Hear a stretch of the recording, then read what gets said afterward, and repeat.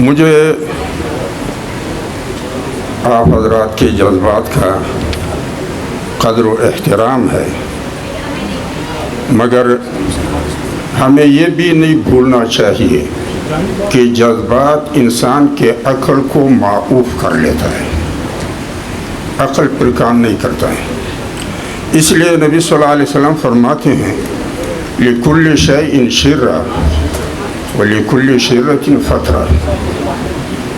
ہر کام کے لیے انسان کے اندر ایک جذبہ وجود رکھتا ہے۔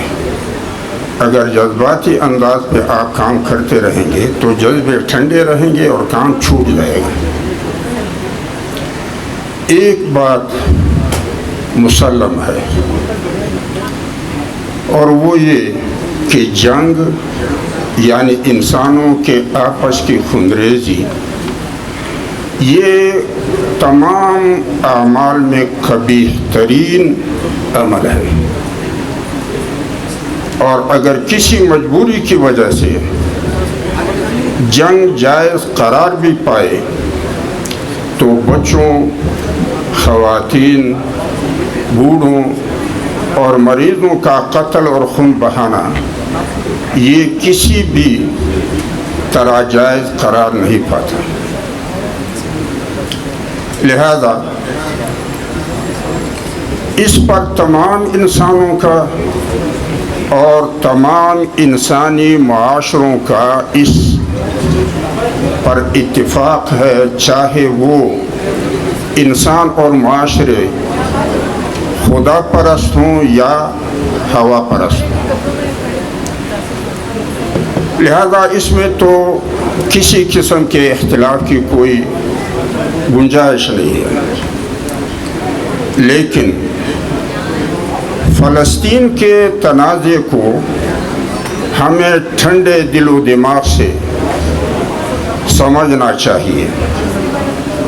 یہ تنازع شخصی زمینی ملکیت کا ہے یا فلسطین کے سرزمین پر اقتدار اور حاکمیت کا ہے؟ مسئلہ اصل کیا ہے؟ کیا بنی اسرائیل عربوں کی شخصی ملکیت جو زمین کی ہے اس پہ دعوے دار ہیں، یا عرب بنی اسرائیل کے شخصی زمینی ملکیت کے دعوے دار ہیں، یا یہود مسلمان اور عیسائیوں کے شخصی ملکیتوں کے دعوے دار ہیں، یا پھر یہ تنازع فلسطین کی سرزمین پر اقتدار اور حاکمیت کا ہے؟ میرے خیال میں شخصی ملکیت پر کسی کو کوئی تنازع نہیں۔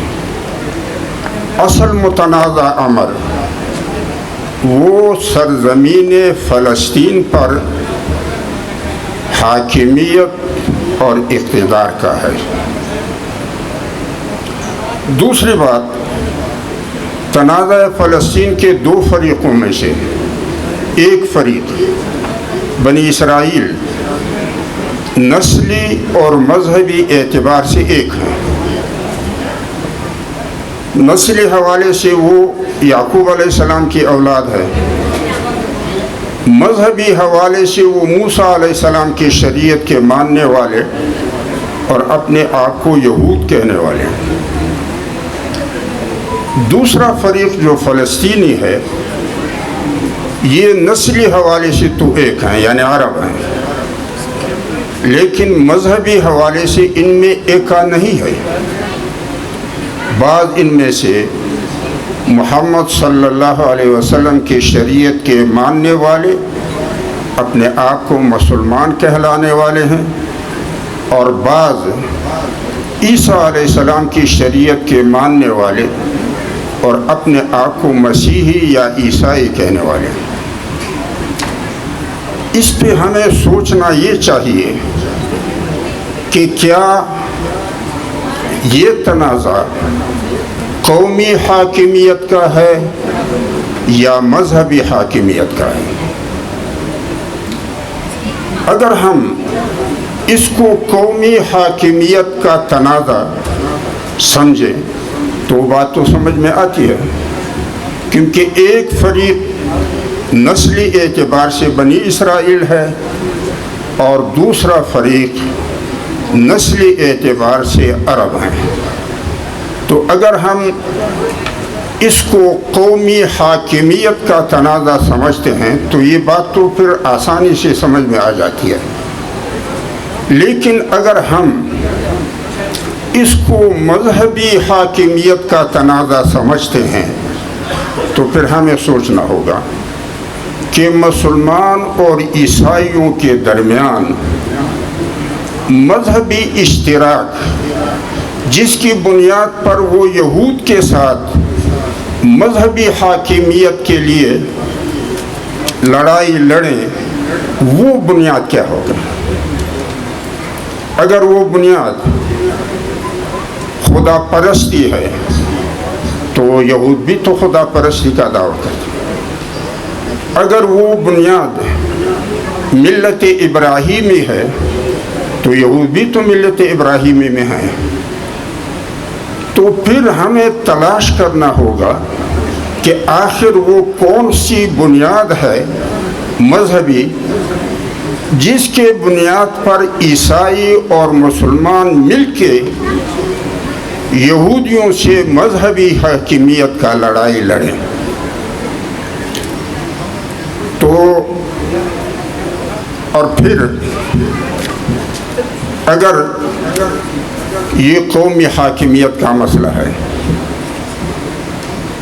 تو میں ذرا آپ کو تاریخی جروکوں میں دیکھنے کی جانب توجہ دلاؤں گا۔ 636 میں اور 37 میں عیسائیوں نے یعنی رومن امپائر نے اس سرزمین کی حاکمیت بلا کسی جنگ و جدل کے مسلمان فوجوں کے حوالے کیا، اور 1917 میں عربوں نے من حیث القوم، مسلمان بھی تھے عرب بھی تھے، اور خلافت یعنی اسلامی حاکمیت کے خاتمے کے لیے انہوں نے انگریز کا ساتھ دیا اور فلسطین کو بغیر کسی مزاحمت کے انگریزوں کے حوالے کیا۔ وہ بنی اسرائیل بھی تھے اور عیسائی بھی تھے، اور پھر اسی بنی اسرائیل اور عیسائی نے 1915 میں جب انگریز گورنمنٹ کا ہربرٹ لوئس سیموئل جو یہودی وزیر تھا نو آبادیات کا، جب اس نے میمورنڈم پیش کیا برطانوی گورنمنٹ کو، اس میں یہ تھا کہ فلسطین کو شام سے علیحدہ کیا جائے تاکہ افریقہ اور ایشیا کے درمیان ایک ایسی ریاست ہم قائم کر سکیں جو مغرب کا وفادار ہو، اور یہودیوں کو اجازت دی جائے کہ وہ اپنے آبائی ملک میں سکونت اختیار کریں اور اس کی حاکمیت وہاں قائم کریں۔ اور اس سے قبل 1799 میں نپولین نے، جو فرانس کا بادشاہ تھا، پوری دنیا میں یہودیوں کو غلام سمجھا جاتا تھا اور ان کو مخصوص لباس پہنایا جاتا تھا تاکہ مجلس میں وہ نمایاں نظر آئے۔ نپولین نے اس ذلت غلامی سے ان کو آزادی دلائی اور اپنے آبائی مسکن پر بسانے کا وعدہ دیا، اور پھر اسی عیسائی اور اسی انگریز نے 1917 کو یہود کو اجازت دی کہ وہ اپنے مسکن آ کر آباد ہو جائیں، اور یہ وعدہ اور اطمینان بھی دلایا کہ تمہاری حکومت بنانے میں ہم ساتھ دیں گے۔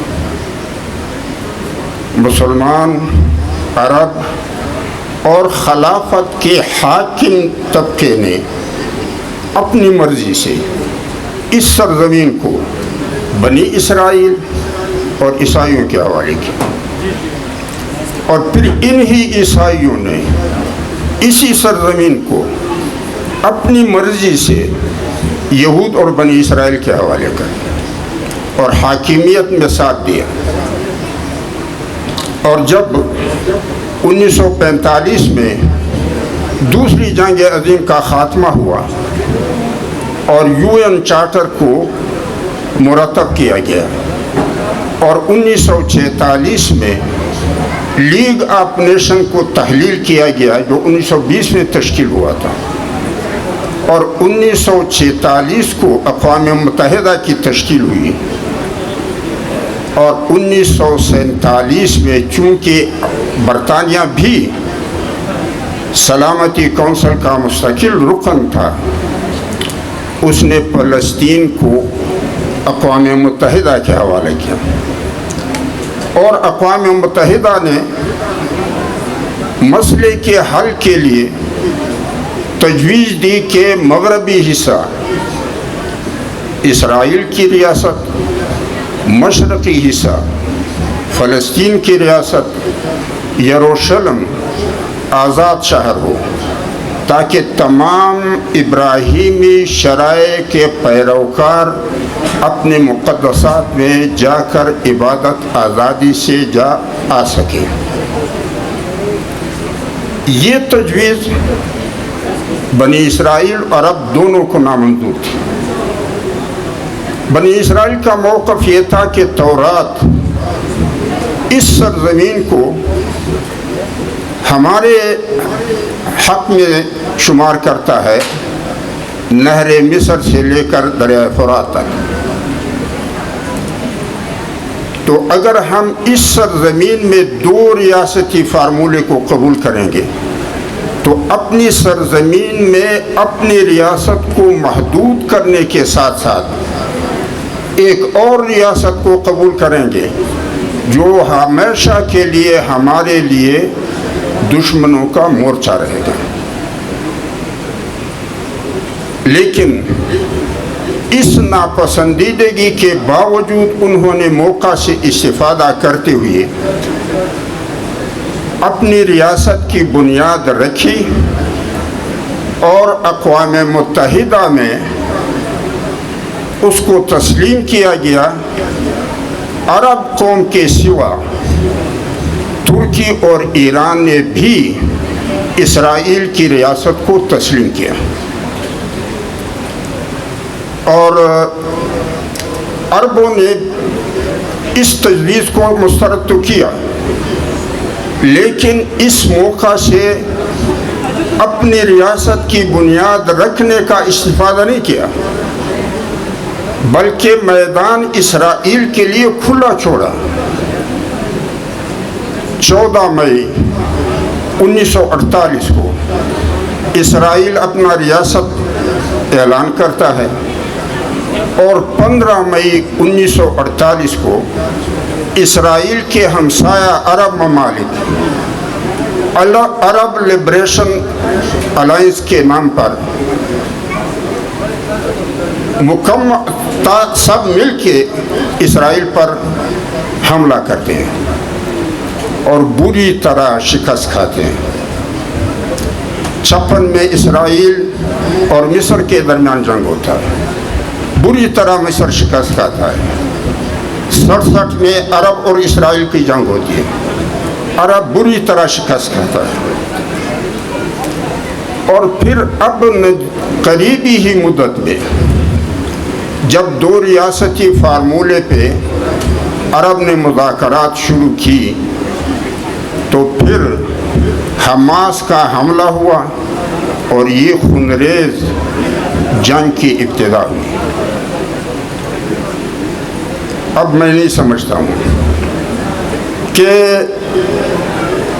اگر مذاکرات کہ حماس کے اس حملے کے محرکات کیا تھے،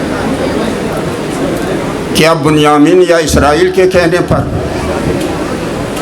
کیا اپنی اہمیت مذاکرات میں پیدا کرنے پر، یا کسی اور حوالے سے مذاکرات کو ناکام بنانے کے لیے. لہذا میں سمجھتا ہوں کہ ہم ایک سنجیدہ فورم پر جس میں ہمارے ڈپلومیٹ بھی ہوں اور ہمارے حکومتوں کے وزرائے خارجہ بھی ہوں، ہم مل بیٹھ کے اس کی حقیقت کو تلاش کریں. اسرائیل تو کہہ سکتے ہیں کہ 1290 میں قبل مسیح میں جب موسیٰ علیہ السلام نے بنی اسرائیل کو مصر سے نکالا اور بحیرہ احمر کو پار کر کے اور صحرانوردی میں 40 سال انہوں نے گزارے، یہ نکلنا بھی اللہ کے فیصلے کے مطابق تھا. 40 سال کی صحرانوردی بھی اللہ کے فیصلے کے مطابق تھا. اور 1250 میں وہ کنعان میں ایک فاتح قوم کے طور پہ داخل ہوتے ہیں، اور یہ داخلہ بطور فاتح قوم یہ بھی اللہ کے فیصلے کے مطابق تھا. اور پھر فتوحات کرتے، ریاستیں قائم کرتے. 1010 میں داؤد علیہ السلام کی حکومت یروشلم میں قائم ہوتی. 970 میں اس کی رحلت کے بعد اس کے بیٹے سلیمان علیہ السلام جانشین ہوتے ہیں. اس پورے خطے پہ بنی اسرائیل کی حاکمیت رہتی ہے. بابل کا بادشاہ وقت نصر 605 میں مصر کو فتح کرتا ہے اور مصر کی سرحدیں فلسطین سے متصل ہیں. وآخر دعوانا